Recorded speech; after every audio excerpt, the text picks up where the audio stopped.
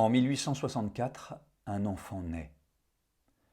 Il arrive au jour, comme tous les hommes, au milieu des cris, du sang et des caillots, de l'eau, des grandes douleurs maternelles. Il jette son premier cri les yeux fermés. Cette naissance se place à Pontchâteau. C'est un bourg de la Loire inférieure, au pied des dernières collines de la Grande Terre, en bordure du pays Briéron.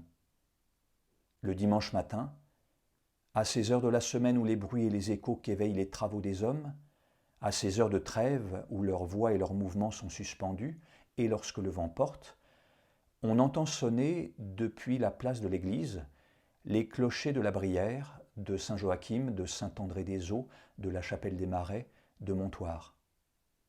C'est un endroit étendu sous un vaste ciel recourbé, au plus secret du monde, un territoire rongé par les eaux et le sel de la mer. Au milieu de la Brière, entre les houppes des roseaux, des bateaux plats descendent les étiers, et les étiers descendent vers la Loire. C'est alors le mois de mars. Il fait un de ces temps humides et éventés de la Bretagne maritime, il bruine, et les voies luisent comme du mercure sur le talus du chemin de fer qui domine la maison où vient de naître Antoine Bloyer.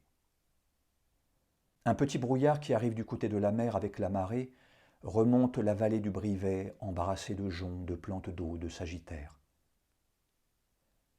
L'enfant est déclaré le même jour sous les noms d'Antoine Marie-Joseph Bloyer. Sur le chemin de l'hôtel de ville, des personnes de connaissance arrêtent le père et le félicitent parce qu'un fils lui est né. Un fils leur paraît beaucoup plus important qu'une fille. Ensuite, le père va boire un verre avec ses deux témoins au débit de boisson qui porte un drapeau de jeunesse sec en face de la gare. Jean-Pierre Bloyer est vêtu de l'uniforme des employés du chemin de fer. Il est facteur à la gare de l'Orléans. C'est un homme pauvre. Il connaît qu'il est attaché à une certaine place dans le monde, une place décrétée pour la vie entière, une place qu'il mesure d'avance, comme une chèvre attachée mesure l'aire ronde de sa corde, et qui est voulue, comme toutes les conditions du monde, par le hasard, par les riches, par les gouvernants. Par Dieu, dit sa femme. Dieu, c'est la même chose que le hasard et les gouvernements, c'est tout ce qui écrase. Il sait qu'il est promis à peu de titres, à peu de propriétés et à un petit commandement. Il ignore l'ambition, la révolte, il est docile, il n'est pas de ces hommes qui attendent patiemment et éternellement une chance et une bonne fortune qui ne viennent jamais. Il ne fait pas de projet. Il vit un jour après un jour, sachant que les années ne tiennent en réserve pour lui aucune transformation, aucune grande aventure. Il est à un endroit, il est dans une certaine situation, et il y demeurera fixé. Il voit comment vivent les hommes de son état, comment se succèdent leur vie, leur mort et leur pauvre héritage. C'est un chemin dont le débouché est visible de loin. Bien des hommes sont établis à 20 ans à un niveau au-dessus duquel ils ne s'élèveront guère. À peine peuvent-ils quelquefois en descendre. Ils naissent, ils vivent, ils meurent, étranglés par le travail. Au-dessus d'eux, il y a d'autres hommes qui savent simplement qu'ils mourront, mais les détours qu'ils font pour arriver à la mort ne sont pas aussi clairs et passent par des carrefours. Les bourgeois, ce sont des hommes qui peuvent changer d'avenir, qui ne connaissent pas toujours la figure qu'il prendra.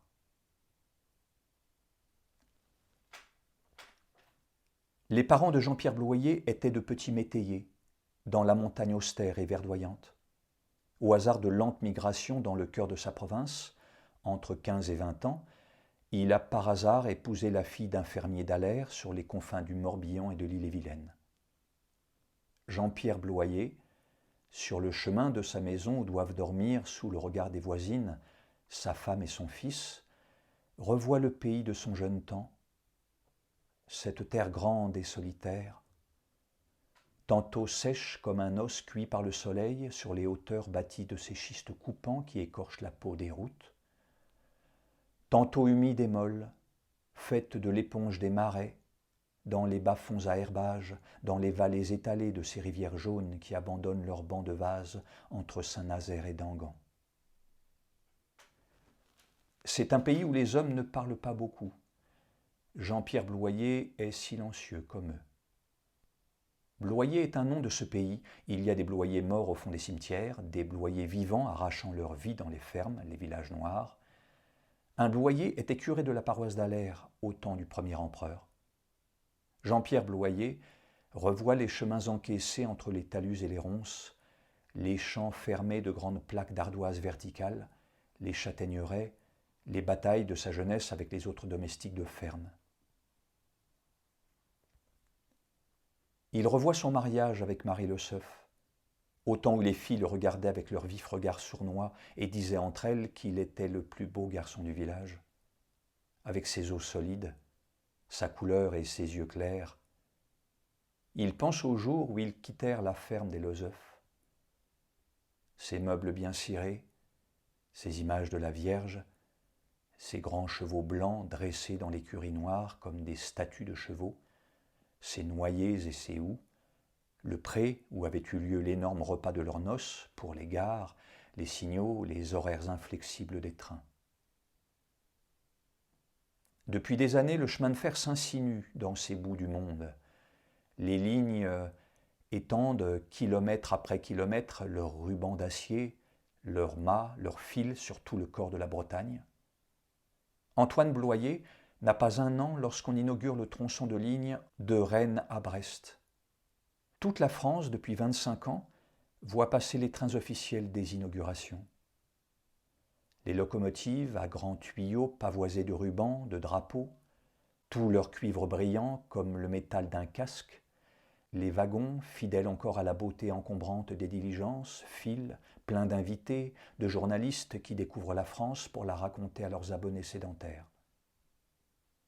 Les dames, posées au sommet de leurs grosses robes, retiennent d'une main gantée de dentelle leurs petits chapeaux et agitent des mouchoirs aux fenêtres encadrées de feuillages verts et de fleurs bien fanées, comme celles d'un train de soldats qui partent pour la guerre.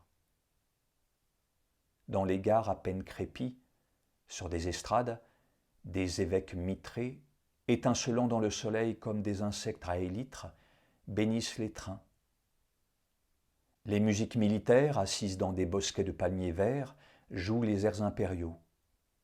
Les poètes chantent les machines, Monsieur Thiers lui-même les accepte. Le Finistère est conquis à son tour par la vapeur, disent les journaux de l'Empire. Dans toute l'étendue de la France, des hommes installés dans les bureaux des villes attendent avec impatience que les charmes de la vapeur et les fumées de la houille anglaise métamorphosent cette terre immobile et rétive. Le roulement des premiers trains se fait entendre au cœur des champs de sarrasin, au pied des landes de l'Envaux, dans ces paysages résonnants de la Bretagne. Les coups de sifflet traînent dans les tranchées schisteuses, dans les vallonnements du pays lorientais serrés entre des bois de pins et de chênes et des collines plantées de pommiers. Plus d'un garçon de campagne est attiré par le halètement des locomotives au corps de cuivre, par ces abeilles de métal bourdonnant sur le tablier des nouveaux ponts de fer qui franchissent, l'un après l'autre, les estuaires profonds des fleuves côtiers, de la Vilaine à la Panfeld. Un jour ou l'autre, ces terriens se relèvent de la croûte de la terre, et ils se sentent se dénouer les vieilles courbatures de leurs reins de laboureurs, de moissonneurs, de faucheurs. Ils font leur paquet et se dirigent vers les villes que la ligne traverse en se nouant, les villes où la compagnie embauche. Ils abandonnent la maigre vie des champs cristallins, la parcimonie des landes, des champs d'orge et des champs d'oignons, pour accoutumer leur corps à d'autres postures, à d'autres sortes de fatigues, pour travailler sous d'autres maîtres, avec d'autres groupes de muscles, des matériaux et des objets inconnus des paysans. C'est pourquoi Antoine Bloyer pénètre au milieu du monde vers les dernières années du Second Empire, aux abords d'une station campagnarde, à portée d'oreille des trains, et non, comme tous ses ancêtres, au centre du silence pesant des bois et des terrains où son espèce a duré pendant des siècles qui avaient l'air interminables, avant l'époque bouleversée de Guizot, de Lamartine et du prince-président. Ces terriens, ces métayers têtus, enracinés entre leurs seigneurs et leurs prêtres, ces royalistes qui grillaient les pieds des soldats bleus dans les cheminées de leurs fermes, qui mouraient fusillés par un parti de républicains le long des murs de leurs granges, c'est de cette mort qu'était mort l'arrière-grand-père d'Antoine Bloyer. Les orages de la Révolution n'étaient pas arrivés à les arracher de leur territoire et de la solidité de leurs pauvres coutumes. Ni l'Empire, ni les colères du nouveau siècle ne les avaient transformés. Les catastrophes des villes ne bouleversent pas facilement les campagnes. Ils n'avaient pas été lancés pour si peu sur la mer. Mais dans le temps des grands remue-ménages sentimentaux qui brassaient la matière confuse des villes, des faubourgs, le peuple avantageux des marchands, des manufacturiers, des avocats, et le peuple désespéré des manufactures, des hommes mystérieux, isolés dans des comtés perdus de l'Angleterre, dessinaient des plans de machines impossibles et rêvaient à l'emploi de mécanismes nouveaux. Un homme, surveillant humblement la marche des pompes à feu dans les houillères du Northumberland, voyait de loin le grand jeu des nouvelles forces motrices de la nature. Un George Stephenson, qui n'avait pas encore jeté ses lignes sur les marécages mouvants, préparait un avenir compliqué aux descendants, longtemps inébranlables, du sol le plus antique de l'Europe. Les inventeurs transforment plus les hommes et le monde que les généraux et les hommes d'État. C'est ainsi qu'Antoine Bloyer naît, à proximité des signaux qui gouverneront sa vie. C'est ainsi qu'il est définitivement détourné des faibles vitesses agricoles et du demi-sommeil des champs. Voilà la deuxième fois que je vous lis Paul Nizan. La première, c'était un extrait du Cheval de Troie, roman qui se déroule dans la région de Lyon, et l'extrait que je vous avais lu, nous pouvions voir des ouvriers qui, le temps d'un dimanche, s'accordaient une sieste sur l'herbe, et c'était l'occasion pour Nizan de décrire les corps de ces personnages. Ici, dans Antoine Bloyer, je viens de vous lire le deuxième chapitre, en entier, il n'y a pas eu de coupure. Je ne vous ai pas lu le premier à dessein. Ici, il ne décrit pas des corps, il décrit un territoire, un pays. Cette région au-dessus de Saint-Nazaire, qui n'a à peu près pas bougé depuis des siècles, malgré des soubresauts, la Révolution, etc. Mais ici, qui va être profondément transformé par l'arrivée du chemin de fer.